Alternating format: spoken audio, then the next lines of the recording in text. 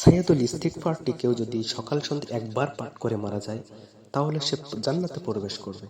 হ্যাঁ বন্ধুরা, নিয়মিত ইসলামিক ভিডিও পেতে চ্যানেলটি অবশ্যই সাবস্ক্রাইব করে দিবে। আমাদের নবী করিম সাল্লাল্লাহু আলাইহি সাল্লাম এই দোয়াটি সবসময় পাঠ করতেন। নবী করিম সাল্লাল্লাহু আলাইহি সাল্লাম ইরশাদ করেছেন, যে ব্যক্তি সুদৃঢ় বিশ্বাসের সঙ্গে সকালে সাইয়্যিদুল ইস্তিগফার পাঠ করবে, সে যদি সন্ধ্যা হওয়ার আগে মারা যায় তবে সে জান্নাতে প্রবেশ করবে। আর যে ব্যক্তি সুদৃঢ় বিশ্বাসের সঙ্গে সন্ধ্যায় সাইয়্যিদুল ইস্তিগফার পড়ে, সে যদি সকাল হওয়ার আগে মারা যায় তবে সে জান্নাতে প্রবেশ করবে।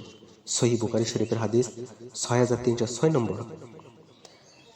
ইস্তিগফারটি হচ্ছে, আল্লাহুম্মা আনতা রব্বি লা ইলাহা ইল্লা আনতা খলাকতানি ওয়া আনা আবদুকা ওয়া আনা আলা আহদিকা ওয়া ওয়াহদিকা মাস্তাতু আউযু বিকা মিন শাররি মা সানাতু আবুযু লাকা বিনিমাতিকা আলাইয়া ওয়া আবুযু লাকা বিজামবি ফাগফিরলি ফাইন্নাহু লা ইয়াগফিরু যুনুবা ইল্লা আনতা।